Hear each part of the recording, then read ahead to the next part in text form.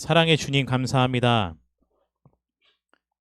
거룩한 주일, 오늘도 주님 앞에 나와 예배로 영광을 올려드립니다. 주님, 오늘 이 예배가 아버지 하나님께서 받으시기에 합당한 예배가 되게 하여 주시옵소서. 성령의 충만함을 구합니다. 성령의 인도함을 따라서 우리가 순종하며 나아갈 때 이 시간 우리가 가지고 있는 모든 것들을 다 주님께 내어드리는 은혜의 시간이 되게 하여 주시옵소서. 한 주 동안 이 세상 가운데 살아가면서 가지고 있었던 분주한 마음들, 죄악된 마음들, 모든 것을 주님 앞에 다 내어놓으니 주여 이 시간에 성령의 불로 그 모든 죄악을 도말하여 주시고 오직 주님께서 받으시기에 흠없는 제물로 우리의 마음을 아버지께 드리는 영적인 예배가 되게 하여 주시옵소서. 나라와 민족을 위해 기도합니다. 이 나라 민족 가운데 주의 긍휼의 은혜를 베풀어 주시고 특별히 위정자들 가운데 함께 하여 주시옵소서. 저들로 하여금 여호와 하나님을 두려워할 줄 아는 마음이 있게 하여 주시고 자신의 유익을 위해서가 아니라 자신이 속한 집단의 이기주의를 위해서가 아니라 여호와의 영광을 위하여 국민의 행복을 위하여 오히려 자기 자신을 낮추는 자들이 되게 하여 주시옵소서. 주님, 우리 사랑하는 성도들의 삶을 위해서도 기도합니다.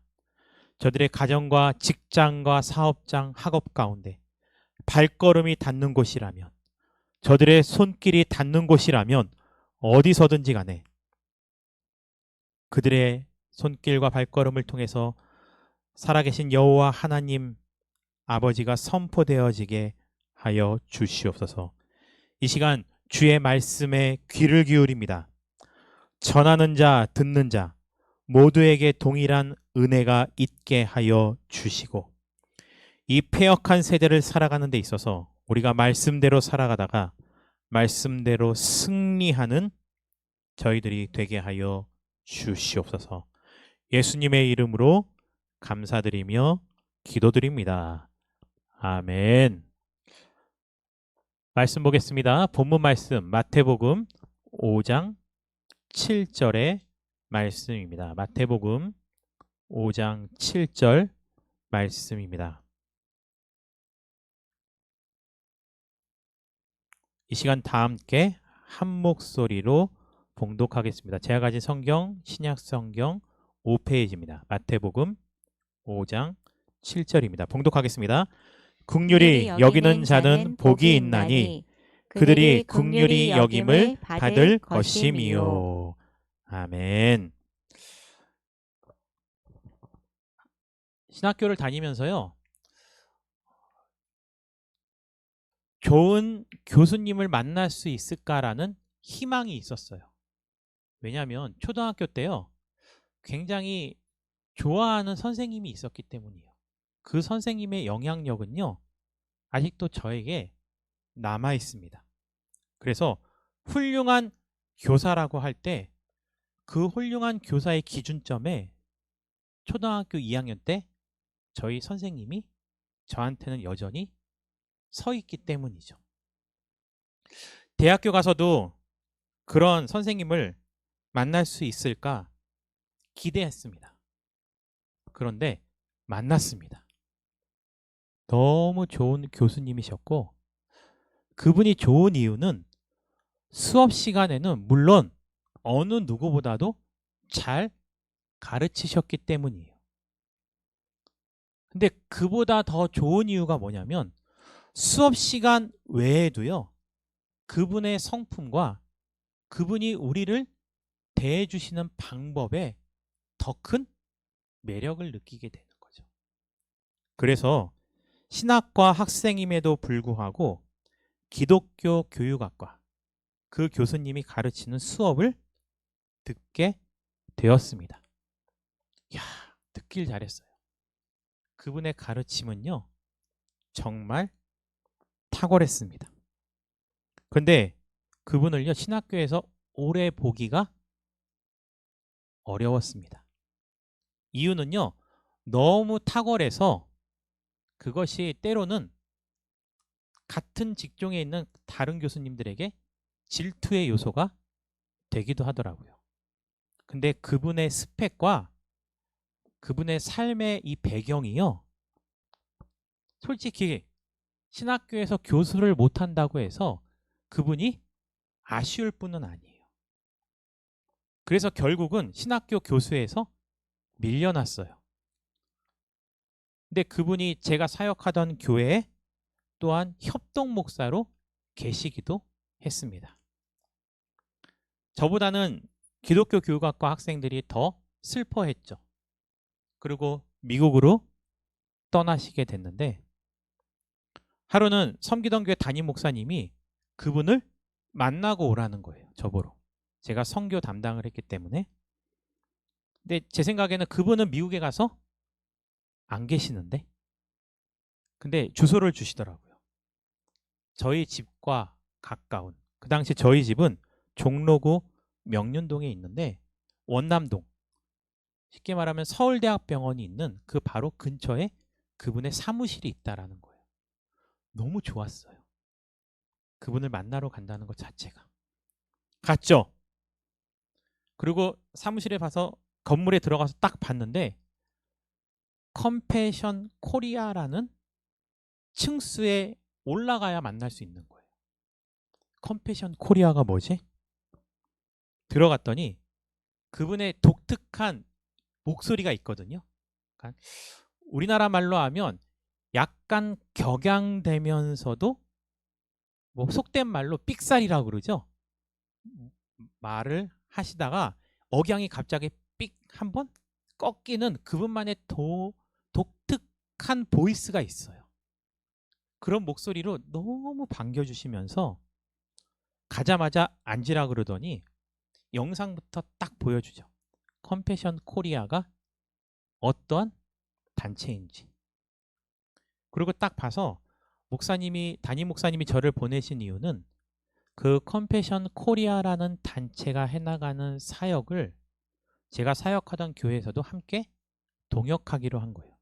그 사역이 무엇인지 정확하게 배우고 그분과 조율을 해서 사역하는 교회에 다시 모셔서 설명을 듣고 교회 성도들에게도 제3세계에 있는 아이들을 후원할 수 있는 연결고리를 만들기 위해서요. 그래서 그 서정인 목사님이라는 분을 만났을 때 우선 그분을 만난 것이 너무나 기뻤고요. 또 하나는 그보다 더 큰 기쁨이 생겼는데, 컴패션이라는 단어에 대해서 새로운 가치관을 형성하게 된 거예요. 왜 그랬냐면 그 당시 그 컴패션 코리아를 통해서 한 아이를 후원했을 때 후원하는 금액이 월드비전이나 다른 곳에 비하면 너무 비쌌어요. 보통 다른 데는요, 그 당시 거의 뭐 20년 전, 훨씬 전이니까요. 한 달에 10,000원만 도와줘도 한 아이가 한 달을 살아가는데 문제가 되지 않아요. 교육을 받고 영양식을 먹을 수 있고. 그런데 그것만 유독 35,000원을 도와주는 거예요. 물론 한 아이를 살리기 위한 35,000원이라는 돈은요, 과하지 않아요. 그렇죠? 근데 다른 데 비해서 유독 비싼 거예요. 호기심이 되게 많거든요. 궁금하면 질문을 합니다. 목사님, 제가 생각이 짧아서 그런지 모르겠지만 너무 비싸지 않나요? 라고 했을 때 그런 질문을 많이 받아오셨기 때문에 그거에 대한 내용을 또 쭉 얘기해 주시더라고요. 처음에는 그게 이해가 되지 않았어요. 하지만 시간이 흐르면서 그 사역들을 해나가는 모습을 보면서 깨닫게 되죠. 아, 누군가를 긍휼히 여기는 마음이라는 것이 상대방의 삶의 형편을 보고 그 사람이 불쌍해서 도와주는 것이 컴패션이 아니구나. 사실요, 일반 사전적 의미로 생각하면요. 긍휼이라는 단어, 컴패션이라는 단어는요. 가엾게 여겨 또는 불쌍히 여겨서 상대방에게 호의를 베푸는 것이 컴패션이라는 뜻이에요. 긍휼히 여기다. 근데 성경적으로 긍휼히 여긴다라는 말은 상대방을 가엾게 여겨서 도와준다라는 의미는 아니라는 거예요. 상대방이 불쌍하기 때문에 나보다 못하기 때문에 도와준다라는 생각은 누군가를 도와주는 본인에게도 해가 돼요. 그리고 그 도움을 받는 사람에게도요. 사실 금전적인 도움은 받을 수 있겠죠. 잠깐의 도움을 받을 수는 있겠지만 그 사람의 마음과 영적인 성장을 보장해주기 어려워요. 만약에 제가 이 시간에 여러분들을 도와준다고 생각해 보세요. 여러분들을 도와주러 갈 때마다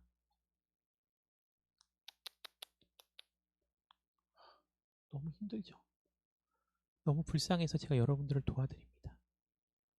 제 마음은 다른 의도가 없다 하더라도 그런 마음으로 여러분들을 도와준다면 여러분들의 기분은 어떨까요? 도움을 받을 수밖에 없는 상황이 있다면 찝찝해도 우선은 받겠죠. 아니면 어떤 사람은 받지 않을 거예요. 저요? 안 받아요. 왜요? 그러한 마음은 정말 상대방을 생각해주는 마음이 아닌 거예요. 그러한 도움은 때로는 오히려 안 하는 이만 못한 행동도 될 수 있다라는 것입니다. 많은 학자들이 말하는 청소년기의 가장 두드러진 특징이 뭔지 아십니까? 외적으로 봤을 땐 뭐요? 2차 성징? 여드름? 진짜 가장 큰 특징은요. 이 자아 중심성이라 그래요. 청소년들의 특징. 이 세상의 중심이 누구예요? 나. 나를 중심으로 세상을 바라보고 세상을 판단하게 되는 거예요. 그래서 나에게 잘해주면 어떠한 사람이요? 좋은 사람. 나에게 잘해주지 않으면 나쁜 사람이라는 기준을 가지게 되는 거죠. 근데 어른이 되어서도 청소년들과 같은 자아 중심성을 가지게 되면 세상을 판단을 오직 나를 통해서만 하게 되는 거예요. 자아가 건강한 사람이라면, 진짜 성숙한 사람이라면 그러한 생각만으로도 세상을 올바로 바라볼 수 있고요. 좋은 믿음으로써 이 세상을 살아갈 수 있겠지만 그렇지 않은 사람이 태반이라는 겁니다. 그래서 세상의 중심에서 내가 서 있는 삶이 아니라 세상의 중심에서 하나님이 서 계시고 나는 하나님 중심으로 그것을 공전하는 또는 자전하는 태양을 중심으로 도는 우리 지구와 같은 삶이 나의 삶이라고 인정하는 것이 건강한 삶이라는 거예요. 1543년 코페르니쿠스가 지동설을 주장하기 전까지는 어느 누구도 감히 지구를 중심으로 태양이 돌고 있는 것이지 태양을 중심으로 우리 지구가 돌고 있다라고 생각하는 사람은 없었어요. 왜 그럴까요? 인간의 시야가 뭐하기 때문에요? 좁기 때문에. 만약 그 당시 인간이 우주선을 타고 우주에 나가서 관찰했다면 그거는 진짜 틀렸다라고 생각하는 거죠. 근데 거기에 더 무서운 게 뭔지 아십니까? 지구를 중심으로 태양이 돈다라는 의식 속에는요. 종교성이 자리 잡고 있었기 때문이에요. 그 당시 로만 카톨릭은 하나님이 우리를 너무 사랑하셨다라는 사실은 건강한 거예요. 맞아요. 어떤 생명체보다 인간이야말로 하나님의 사랑을 지극히 편애를 받고 있는 존재가 우리 인간은 맞아요. 지구 안에서 살고 있는 좁은 시야로 그래서 우리가 살고 있는 지구가 온 우주의 중심이 되는 거죠. 너무나 근시안적인 생각을 갖고 있었기 때문에 더 넓은 세계를 바라보지 못했고 그런 가치관이 신앙과 접목해서 세상을 왜곡되게 바라보게 한 거예요. 그래서 심지어 오늘날은 당연한 사실이지만 지동설을 주장하는 사람은 죽임을 당하는 거죠. 그게 하나의 과학적 견해가 자신들의 신앙을 뭐하기 때문에요? 뿌리채 뽑을 수도 있다고 생각을 하는 거예요. 아마 오늘 설교를 듣고 기분이 나쁘시면요. 똑같을 수도 있어요, 우리는요. 근데 저도 그랬거든요. 세상의 중심이 저라고 생각했어요.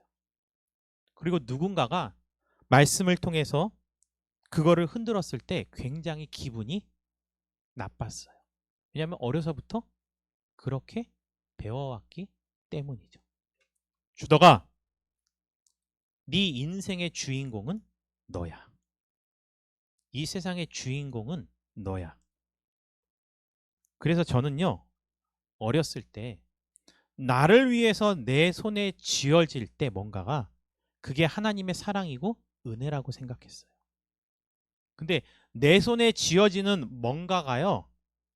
나의 땀과 노력으로 또는 상대방의 선한 의지로서 나에게 주어진 것이 아니라면 어떡할 거냐는 거죠. 누군가가 나를 너무 사랑해서 예를 들면 부모님이 나를 너무 사랑해서 내가 가지고 싶은 리모컨을 옆집에서 뺏어와요. 또는 훔쳐왔다고 생각해 보세요. 나의 시야가 나밖에 못 보고 있다면 이게 어디서 왔는지는 중요하지 않습니다. 그냥 내 손에 이것이 쥐어짐으로 말미암아 하나님 감사합니다. 내가 이것을 간절히 원했는데 하나님께서 이것을 나에게 주셨네요. 라는 생각이 있으면 이 경쟁 시대에 우리는 또 하나의 어떠한 생각을 가질 수 있을까요? 양육강식인 거죠. 내가 올라가기 위해서는 누군가를 짓밟고 올라가는 것은 당연한 세상이 되는 거예요. 하나님의 사랑을 받을 수 있는 사람은 누굴까요? 하나님의 사랑은 하나님을 믿지 않는 사람은 받을 수 없다 라고 생각한다면 그것은 곧 하나님은 자신을 믿는 사람들만 사랑하신다라는 게 돼요. 그러면 외형적으로 보면요. 하나님은 어디를 다니는 사람만 사랑하신다고 말할 수 있어요? 교회를 다니는 사람들만 사랑하신다라는 오류도 생길 수 있어요. 그게 더 독단적이 되면 하나님은 나만 사랑하신다 라는 결론이 주어지기도 한다라는 것입니다. 믿음이 없으면요. 믿음이 부족하면 나만 바라보고 내 손안에 주어지는 내 삶만을 통해서 하나님을 평가하게 되면 그 하나님은 편협한 하나님이 돼요. 그러한 사고에 젖어 있죠. 긍휼에 대한 것을 이해할 수 없어요. 잘못된 긍휼의 생각이요. 나 자신뿐만이 아니라 이 세상을 얼마나 위험하게 하는지 아십니까? 우선 성경을 보면요. 이방인이라는 단어가 굉장히 많이 있습니다. 여러분들이 생각하는 이방인의 정의는 뭘까요? 우선 문자적으로 보면요. 성경에서 나와 있는 이방인은 어느 백성이 아닌 거요? 이스라엘 백성이 아닌 거. 그래서 이스라엘 백성들은요. 이방인이라고 하면 하나님의 사랑을 받을 자격이 없는 자라고 생각을 하는 거. 정말 그럴까요? 그러면 오늘날 하나님의 사랑은 반드시 교회를 다니고 있는 우리에게만 흘러들어오고 이 시간에 밖에서 예배를 드리지 않고 있는 더 많은 세상의 90% 이상이 된 사람들은 하나님의 사랑을 받을 자격이 없고 하나님도 저들을 생각지 않으시는 걸까? 성경적인 이방인의 정의를 잘 생각하셔야 됩니다. 성경에서 말하는 이방인의 정의는요. 하나님의 통치를 뭐하지 않는 자요? 인정하지 않는 자가 이방인이에요. 그래서 구약 성경에서도요, 이미 이방인들 가운데서도 하나님의 통치를 인정하고 하나님께 순종하는 자를 하나님께서는 하나님의 백성으로 뭐 했어요? 삼으셨어요. 그래서 출애굽 과정 가운데서도요, 사실 개역 성경에는 잡족이라고 표현도 해요. 이방인들 가운데 어중이 떠중이 다양한 사람들이 애굽에서 나와서 가나안으로 가는 그 여정 가운데 하나님의 백성들의 강인함을 보고 저들에게 뭐예요? 붙어요. 그리고 저들도 히브리 사람들과 함께 어디에 들어와요? 가나안에 들어와요. 그 사람 가운데 대표적인 리더가 누가 있어요? 갈렙입니다. 갈렙은 출신상 이방인이에요. 근데 갈렙이 성경에서 차지하고 있는 비중, 기독교인들이면 다 아시죠? 갈렙은 에돔 족속 에서의 후예였어요. 에서는 이방인입니다. 처음에 한 부모 아래서 자랄 때는 그렇지 않았지만 그는 하나님을 떠나서 자기만의 세상을 살아가면서 살아가는 존재였고 후에는 더 이상 하나님을 인정하지 않는 삶이었어요. 그럼에도 불구하고요, 에서와 같이 이스마엘도 마찬가지고요. 또 아담의 아들, 최초의 살인자 가인도 마찬가지. 그런데 저들을 향한 하나님의 공통된 사랑은 무엇인지 아십니까? 저들이 죄를 짓고 하나님을 떠나서 유리하는 삶을 살 때 하나님은 저들을 똑같이 축복하셨다라는 거예요. 이방인 가운데 있지만 저들도 하나님이 허락하신 생명 가운데 있기 때문에 저들이 우리가 보기에는 악한 사람이라고 하여도 저들을 향한 하나님의 사랑은 여전히 존재하고 있었다라는 거예요. 이렇게 설교하면요, 학생들이 이런 질문을 하는 거 아세요? 머리를 막 굴려. 에이, 목사님 그러면 뭐하러 교회 다녀요? 교회 다니나 안 다니나 똑같다면 우리는 왜 굳이 교회를 다닐 필요가 있을까요? 다니지 않아도 우리는 하나님의 사랑을 누릴 수 있는데 라고 학생들이 질문하면 저 뭐라고 말할까요? 그래, 그러면 오늘부터 오늘 마지막으로 빠이빠이. 너의 선택이 그렇다면 안 나와도 돼. 그러면 나오는 것과 안 나오는 것의 차이도 알려줘야 될 거 아니에요. 그냥 해서 그렇게 보냈다면 저는 사실 저의 역할을 감당하지 않는 나쁜 목자인 거예요. 그러면 이것만 기억하자. 다니던 안 다니던 누구나 다 하나님의 사랑을 받을 수 있지만 그냥 가만히 앉아서 믿음 없이 하나님이 주신 일반 은총을 누리는 것보다는 나라면 그럼에도 불구하고 하나님과 더 가까이 가고 하나님께 매달리고 무엇이 하나님을 더욱더 기쁘게 하는 삶인가를 고민하면서 살아가면서 하나님이 주시는 일반 은총 외에도 주시는 특별한 은총을 나는 더 풍성히 누리기 원한다. 너의 말을 들으면 이런 걸 수 있다. 집에 가면 누가 있니? 아빠랑 엄마랑 동생이요. 쌍둥이 동생이 있던 아이인데요. 그래. 그러면 너 요즘에 엄마 아빠랑 사이 안 좋지? 집에 가면 가장 먼저 뭐 해? 뻔해요. 집에 가면 뭐 할까요? 문 열고 자기 방에 들어가서 문 어떻게 해요? 닫아요. 그리고 사이가 정말 안 좋을 때는 엄마 밥 주세요라는 말도 안 해요. 가족들이 다 밥 먹고 나면 지 혼자 나가서 밥 먹어요. 밥도 부엌에서 안 먹어요. 어디서 먹어요?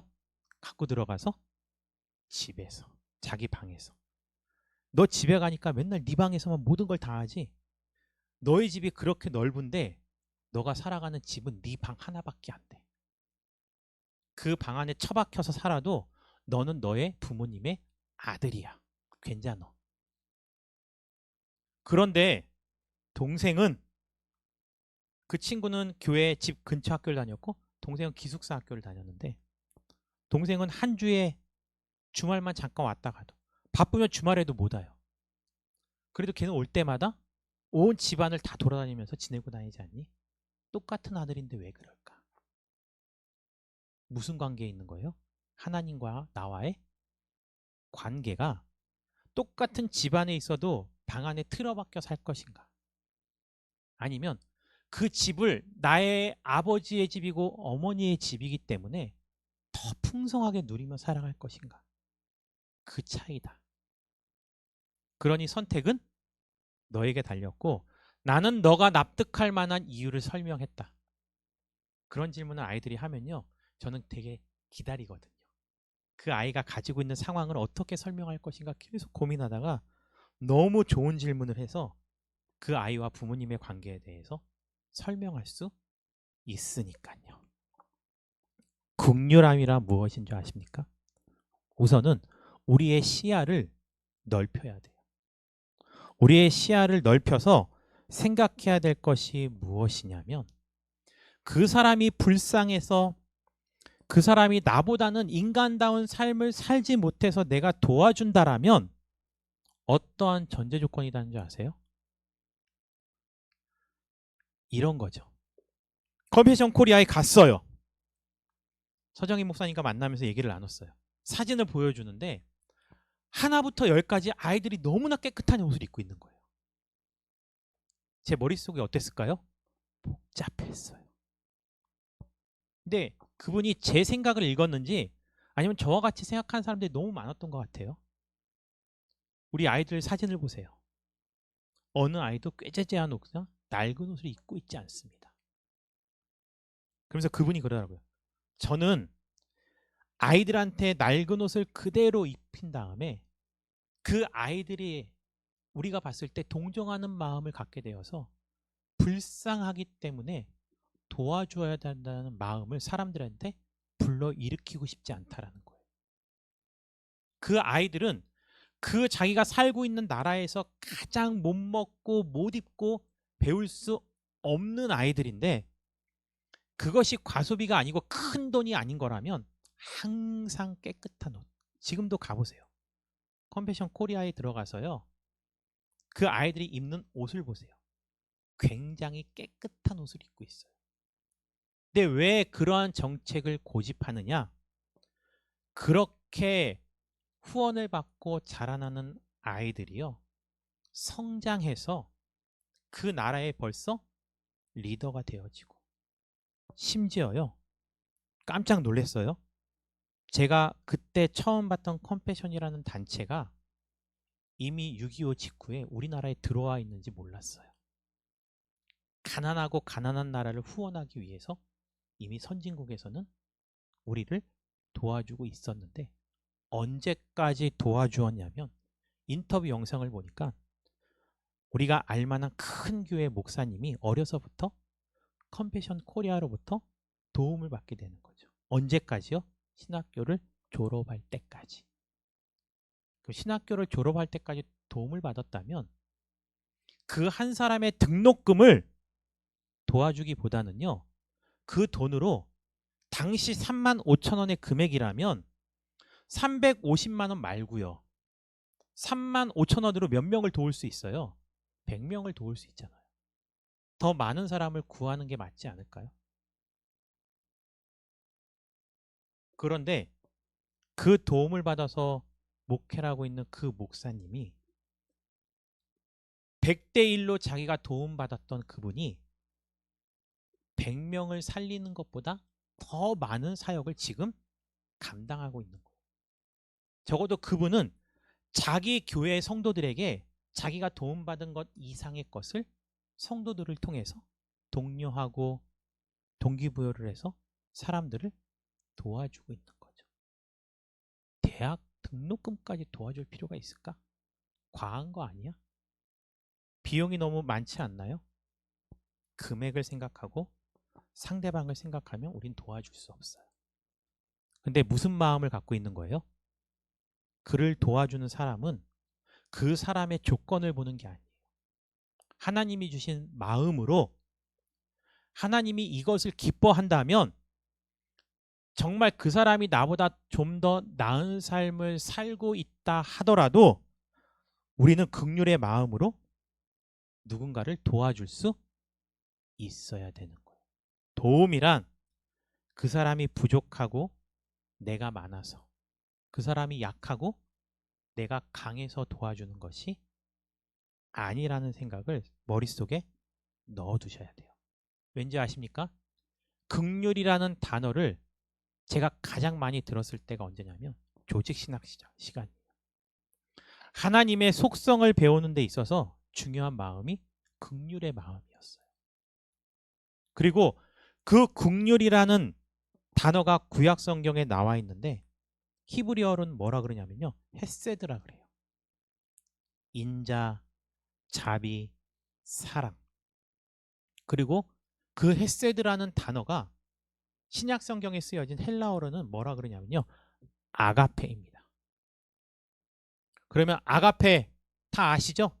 출판사도 있고 교인이라면 다 아는 단어, 사랑, 아가페. 뜻이 뭐라고 배웠어요? 조건 없는 사랑이라는 거예요. 긍휼이라는 것이 상대방의 조건을 보고 사랑한다? 하나님이 우리의 조건을 보고 사랑한다고 보세요. 그리고 그 조건을요, 객관적으로 수치화해요. 그럼 여기서도 여러분들 등급이 나뉘는 거 아세요? 한정적으로 우리가 다 한 10년 동안 우리 고덕 아름다운 교회 출석했던 성도님이라고 생각해 보세요. 근데 하나님이 객관적인 수치를 가지고 사랑을 줄지 안 줄지 평가를 해. 첫 번째, 교회 출석 횟수. 그럼 누가 가장 많이 사랑받을까요? 당연히 저죠. 매일 출근하니까. 근데 그게 하나님의 사랑을 받을 만한 기준이 될까요? 하나님이 사랑을 그런 기준으로 우리를 사랑하신다면 그분은 하나님이 아닌 거예요. 우리의 기준으로 하나님을 바라보면 자칫하면 나의 편견이 다른 사람들로 하여금 하나님을 잘못 보게 만드는 거예요. 내가 하나님께 예배드린 횟수만큼, 내가 하나님께 드린 헌금만큼 하나님이 나를 사랑한다? 그거는 하나님의 이름을 망령되이 일컫는 거예요. 하나님은 여러분들의 조건을 보고 사랑하지 않는다는 거예요. 여러분들을 그냥 사랑하는 거예요. 여러분들에게 무엇이 있기 때문에요? 루아흐, 생명이요, 생명. 하나님의 호흡. 그 하나님의 호흡에는 뭐가 담겨져 있어요? 하나님의 형상이요. 나를 닮은 나의 새끼인 거예요. 근데 그 사람이 나와의 관계, 그 사람의 조건을 보고 사랑한다? 뭐가 똑같은지 아세요? 자녀가 말을 안 들어서 방에 처박혀 있어요. 이 자식, 본때를 보여주마. 못 나오게 문을 못질을 한다고 생각해 보세요. 어떤 부모예요? 학대죠. 자기들끼리 밥 맛있게 먹고 다 치워버려. 못 먹게. 하나님을 그런 하나님으로 생각하시나요? 자녀들은요, 권위 아래에 있는 자들은 나의 권위자로부터 스스로 자기가 합당하지 않으면 멀어질 수 있어요. 근데 권위 위에 있는 자, 누군가를 책임지고 있는 권위자들은요, 그래서는 안 돼요. 그 사람이 설사 나와 멀어졌다 하더라도 내 권위 아래에 있는 사람에 대한 사랑은요, 조건을 따지면 안 되는 거예요. 우리가 아직 무엇 되었을 때요? 죄인 되었을 때 우리를 위하여 자기 아들을 세상에 보내서 그 아들을 희생시킨 자가 바로 하나님이신 거예요. 우리가 하나님으로부터 가장 멀었을 때 우리를 위해서 예수 그리스도를 보내주신 분이 하나님이라는 거죠. 그 마음이 뭐예요? 긍휼이라는 거예요. 그래서 오늘 본문 말씀에요, 긍휼히 여기는 자는 복이 있대요. 하나님이 나를 그렇게 사랑한 것을 알았다면 하나님이 우리를 사랑하신 그 긍휼의 마음으로 세상을 바라보라는 거예요.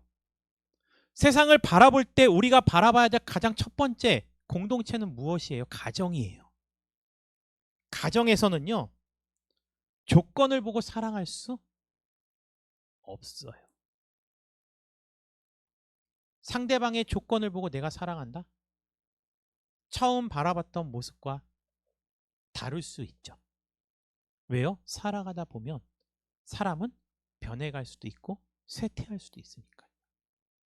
그런데 하나님이 나에게 짝지어 주신 배필이고 하나님이 나를 통해서 주신 생명이라면 그 생명을 있는 그대로 그 조건과 상관없이 우리는 늘 사랑을 베풀어 줘야 되는 거예요. 하나님이 나를 그렇게 사랑하셨기 때문에 나도 그렇게 사랑하는 거죠. 그래서 결국 그 사람이 하나님의 어떤 사랑을 경험했느냐가 다른 사람을 사랑하는 방법에서 다 드러나게 돼요. 제가 인간의 믿음을 평가할 수 없습니다. 근데 적어도 다른 사람에게 사랑을 표현하는 방법이 결국 그가 만난 하나님의 모습과 크게 다르지 않다라는 거예요.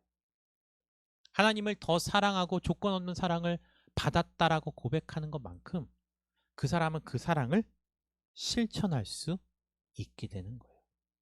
그래서 그 사랑을 어디서부터 경험해야 돼요? 가정에서부터 경험해야 되는 거예요. 왜요? 매일 보잖아요. 매일 보는데 내 기준에 못 치지 못할 때도 너무 많아요. 그럼 속상하죠. 문을 닫기도 하고 몰라. 안 보기도 해요. 그런데 믿음의 눈을 들잖아요. 처음에는 한 지붕 안에 살고 있는 나의 가족들만 나의 가정인 줄 알았어요. 근데 애석하게도 말씀을 보면요. 하나님의 말씀은요. 우리의 가정을요. 내 가족들에 국한하지 않는다는 거예요. 안식일이 되면 축제일이 되면 큰 절기가 되면 레위기 보셨습니까?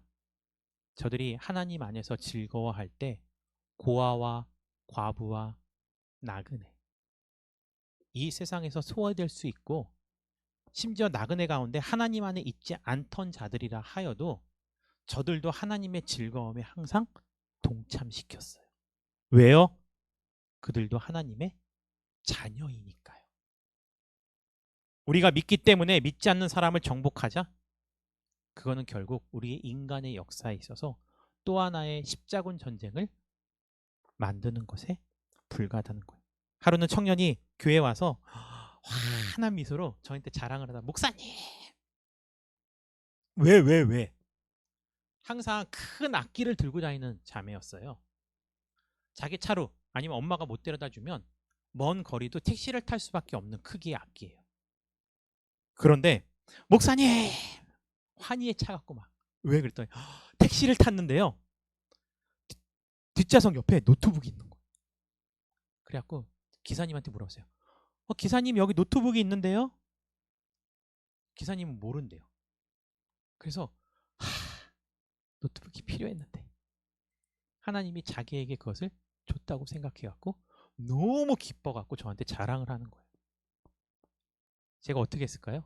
저의 주특기 뭐 껴안기요? 찬물 확 한 바가지 껴안았죠. 야 그러면 하나님이 그걸 너에게 예비하신 거면 그것을 잃어버린 사람을 생각해봤냐고. 다른 사람의 불행을 통해서 너를 행복하게 하신다. 그게 하나님이라면 너는 잘못 믿고 있는 거야. 돌려줘. 그거는요 순전히 자아 중심성에 충만한 교인인 거예요. 그런 교인이 이 세상을 더 뭐 하는 거예요? 병들게 하는 거예요. 너희는 세상의 빛과 소금이라고 한 것은 그것이 내 것이 아니잖아요. 그것이 누군가에게 아픔이 되고 손해가 된다면 설사 그 사람이 자원해서 나에게 줬다 하더라도 그 사람의 마음을 생각하고 뭐 하는 거예요? 사양할 수도 있는 거예요. 하루는 한 권사님이 그 분의 마음은 알아요. 목사님 제가 그동안 한 번도 목사님께 식사 대접도 못하고 좋은 것도 사드리지 못하고 그래서 봉투가 두께가 느껴질 정도로 돈을 주시는 거예요. 근데 그분이 일평생 살아가면서 11조를 낸 금액을 보면 그분의 한 달의 수입이 뻔히 느껴지잖아요. 평상시에 늘 보면 고정금액 5만 원씩 11조를 하시던 분. 그 삶이 그렇게 넉넉하지 못했어요. 근데 그 봉투에 5만 원짜리가 두툼하게 담겨져 있다면 그것을 받는 저로서는 물론 그분의 마음을 있는 그대로 받을 수 있어야 하겠지만 썩 기쁘지 않는 거죠. 무엇이 먼저 될까요? 걱정. 그래서 그 마음을 20대 중반부터 사역을 시작하면서 좋은 은사 목사님을 만나서 알았기 때문에 제가 아내에게 연애를 하면서 준 선물이 있어요. 뭐냐면 한 권사님이 제가 처음 사역을 나가서 애기 전도사라 그랬거든요. 권사님. 첫 휴가가 되니까 권사님이 휴가라고 돈을 주셨는데 봉투가 너무 두꺼운 거예요. 이만해요. 이만해. 금액이 얼마일 것 같아요. 근데 보는 순간 깜짝 놀랐어요. 그분이 식당을 하셨는데 거기 담겨져 있던 돈이요. 꼬깃꼬깃한 돈. 뭐 한 거예요? 그날 번 돈을 거기다 다 넣으신 거예요. 그러니 그 돈을 쉽게 쓴다라는 것은 사실 너무 어려웠던 거죠. 그래서 그 중에 일부를 부담가라고 연애할 때 아내한테 줬어요. 이 돈이 뭔 줄 아냐. 그리고 얼마 전에 제가 개척을 하면서 그분하고 연락을 하게 됐어요. 권사님!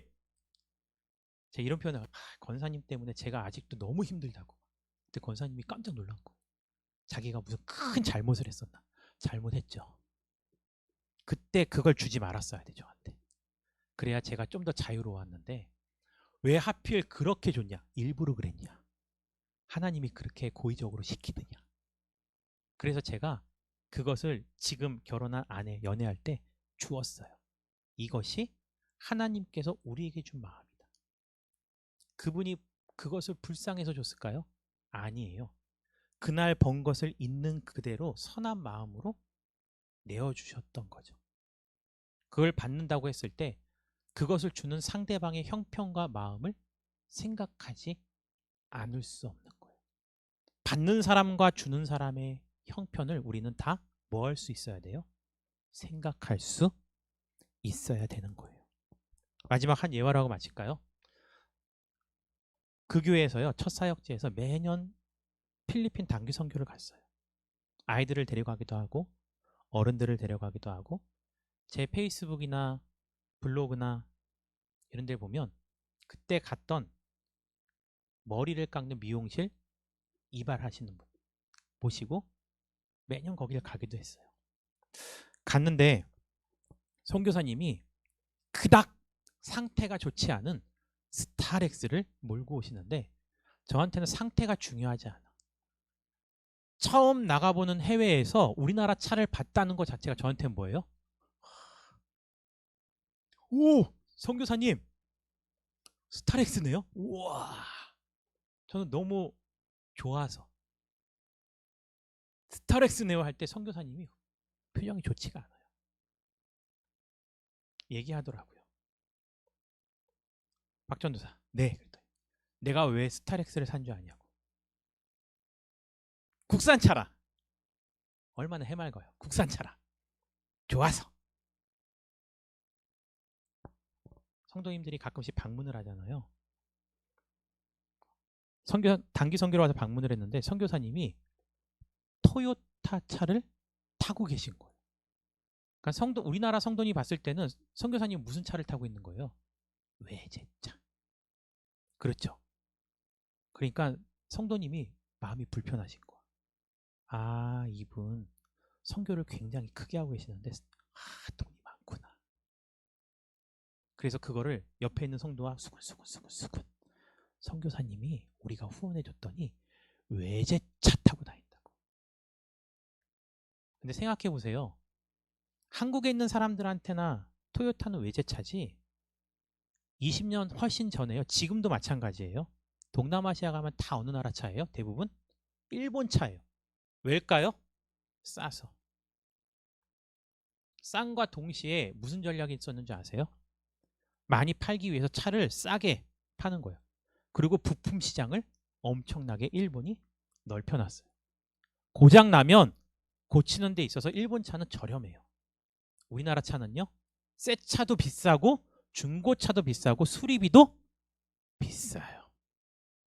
그래서 동남아시아에 있는 사람들 중에서 진짜 아주 돈이 많은 사람은 우리나라 차보다 더 비싼 차를 타지만, 차를 탄 모양을 봤을 때는 일본 차를 타고 있는 사람보다 한국 차를 타고 있는 사람이 더 실제로 돈이 뭐예요? 많아요. 진짜 비싼 차 빼놓고요. 선교사님이 울며 겨자 먹기로 하도 사람들이 눈치 보고 막 이러니까요, 차를 바꿨는데 중고차를 바꿨어요. 스타렉스를. 차도 더 안 좋죠? 수리비도 더 들죠. 과연 선교를 하는 데 있어서 우리의 짧은 시야가 누군가를 도와주는 우리의 마음에 선한 하나님의 마음을 건네주기보다는 때로는 그것이 우리의 편견과 우리의 고집을 전해줌으로 말미암아 도움받는 사람의 마음이 훨씬 불편할 수 있고, 안 하느니만 못한 도움이 될 수도 있습니다. 이 선교사님의 얘기를 통해서 우리 교회도 마찬가지고요, 여러분의 개인의 삶도 마찬가지입니다. 우리가 누군가를 도와주어야겠다 라고 생각할 때 불쌍한 사람을 찾는다면 그것 자체가 다 나쁘다는 게 아니에요. 오직 기준이 그거예요. 불쌍하기 때문에 도와준다. 그 마음을 통해서는요, 하나님의 마음을 흘려보낼 수 없습니다. 하나님이 내가 너희를 그렇게 사랑했다면 너희도 그렇게 사랑하라고 가르쳤어요. 내가 너를 사랑한 것 같이 너희도 이웃을 사랑하라. 긍휼히 여기는 자는 복이 있나니 그들이 뭐 할 거라고요? 긍휼히 여김을 받을 거래요. 하나님의 더 넓고 큰 사랑을 받아 누리시기 원합니까? 조건 없는 사랑 감사하죠. 그러면 우리도 누군가를 도와주고 사랑할 때 불쌍해서가 아니에요. 하나님의 마음이 나에게 있다면, 하나님이 그 마음을 나에게 주셨다면, 내가 당장 도와줘서 도움을 받는 그 사람이 나보다 훨씬 좋은 옷을 입었을지라도, 때로는 그보다 더 나은 삶이 있다 하더라도 우리는 그냥 하나님의 마음을 흘려 보내는 것이 긍휼의 마음이라는 것입니다. 하나님은 죽기를 구했던 엘리야 선지자에게 하나님 죽여주세요. 나 더 이상 못 살아. 하나님은 그랬죠. 너가 가야 할 길과 해야 할 일이 남아있다. 가야 할 길과 해야 할 일이 남아있을 때 가장 큰 두 가지 뭐였어요? 엘리사. 그 뒤를 이을 리더를 세우는 것. 두 번째는요, 이방의 나라의 신하였던 하사엘을 왕으로 기름 붓는 것. 하나님을 믿지 않던 이방의 왕을 선지자에게 기름을 부어 세우라는 게 이해가 가세요? 성경에 그런 내용이 있는지 모르는 사람들도 되게 많아요. 그가 전심으로 하나님을 섬겼더니 하나님이 그를 왕으로 세웠다. 아니에요. 그 사람은 여전한 이방 사람이에요. 심지어 왕이라 그러면 엘리야보다 더 호의호식한 사람인 거죠. 하나님이 그를 어떻게 쓰실 줄 알고 우리는 몰라요. 다만 하나님의 큰 그림 속에 우리는 한 점에 불과한 거죠. 아직도 신앙의 중심에 여러분들이 있다고 생각하십니까? 혹시 더 인격적이고 자녀들의 인권을 존중하는 마음으로 세상의 중심이 너라고 가르치시고 배웁니까? 아니에요. 우리 삶의 주인공은 예수 그리스도고 우리는 그 주변을 도는 행성에 불과해요. 다만 행성으로서 우리의 역할을 최선을 다해서 감당하며 살아갈 때 우리 역시 하나님의 긍휼의 은혜를 입을 수 있는 거죠. 말씀을 마치겠습니다. 하나님의 긍휼의 은혜를 정말 풍성하게 누리시기 바랍니다. 집에 들어가서 여러분들 방에만 처박혀서 사는 것이 아니고 하나님이 만들어주신 이 넓은 세상 있죠? 나가세요. 그 넓고 넓은 세상에서 하나님이 주신 은혜가 얼마나 큰지 누려보세요. 그게 하나님의 긍휼의 은혜라는 것을 깨달으시고 사람들에게도 그 은혜를 나눠주실 수 있는, 특별히 여러분들의 가정에서부터 그 긍휼이 실천되어질 수 있기를 주님의 이름으로 축원드립니다. 기도하겠습니다. 사랑해 주님 감사합니다. 오늘 말씀을 통해서 하나님의 은혜를 누립니다. 조건 없는 그 사랑을 우리가 받았사오니 우리도 그 사랑을 이 세상에 계산하지 않고 나눌 수 있게 하여 주시옵소서. 예수님의 이름으로 감사드리며 기도드립니다. 아멘. 교회 소식 전해드리겠습니다. 저희 교회에서는 선교를 위해서요, 소 1마리 저금통을 준비했습니다. 우리 교회가 목표하는 것은요, 개인이 말고요, 우리 교회 전체가 1년에 60만 원을 모아서 필리핀의 한 가정에 소 1마리를 사주는 거예요. 그러면 그 소 1마리를 가지고서 첫 새끼를 낳아서 다른 사람을 위해서 줄 때까지는 자기가 받은 소가 자기 게 아닌 거예요. 그 전에 그거를 잡아먹거나 팔면 더 이상 그 동네에 소 1마리 사역을 하지 않는다는 약속하에 소 1마리 60만 원을 주고 1년 된 암소 1마리를 선물하는 사역에 저희 교회가 동참하고 있습니다. 저의 목표는 소소하게 1년에 60만 원으로 1마리 보내는 것. 여러분들 주머니에 있는 동전을요, 차곡차곡만 모아도요, 우리가 모아도 그 돈이 충분합니다. 그래서 이러한 사역에 마음이 동하시면 함께 동참하시기 바랍니다. 저금통이 필요하신 분은 저에게 신청하시면 저금통을 드리겠고요. 저금통은 예수님 생일을 기념하는 크리스마스 때 예수님의 생일 선물로서 가져오셔서 드리시면 함께 선교 사역에 동참하실 수 있습니다.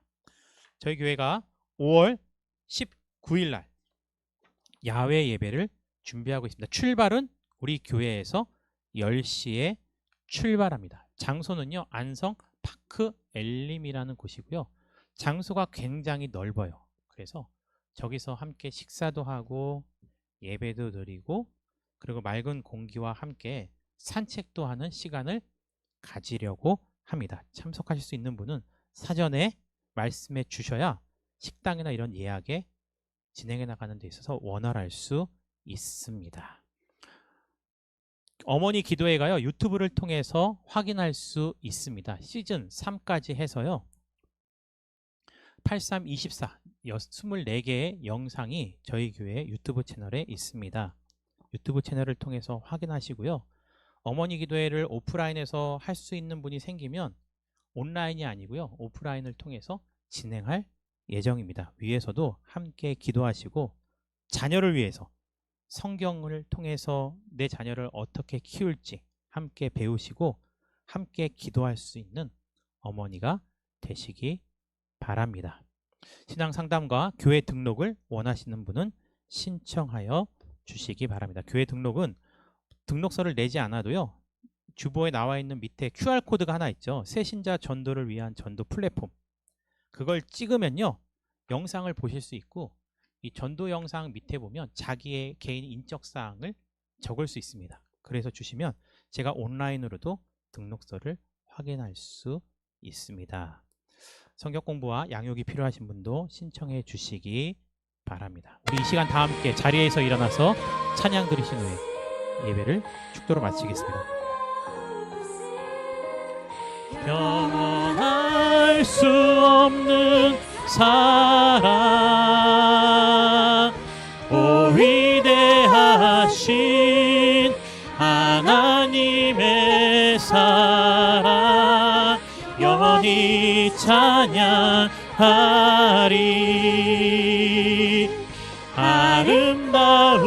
아름다우신 오 놀라우신 영원할 수 없는 사랑, 오 위대하신 하나님의 사랑, 영원히 찬양 하리. 이제는 우리 주 예수 그리스도의 은혜와 아버지 하나님의 크신 사랑과 성령의 내주교통 위로하심 충만하심이 이제는 이 세상을 살아가되 내 중심으로 살아가는 것이 아니라 내 삶의 중심에 여호와 하나님을 모시고 내 삶의 주인공 되신 예수 그리스도를 통하여 이 세상을 바라보고 살아가기를 소망하는 모든 성도들 머리 위에, 저들의 가정 위에, 학업 위에, 직장 위에 영원히 함께 있기를 간절히 축원하옵나이다. 아멘.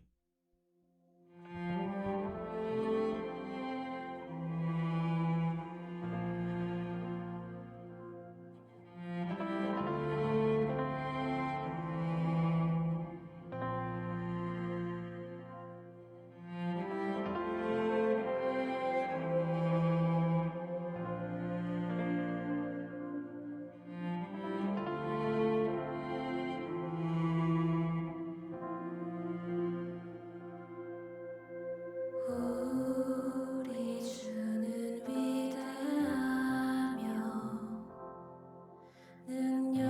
능력이 많으시도다.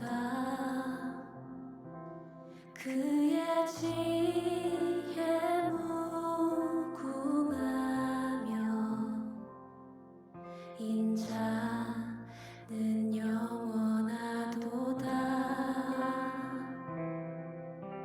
상한 자들 고치시며 상처를 싸매시도다. 별들의 수를 세시며 이름을 붙이셨도다. 그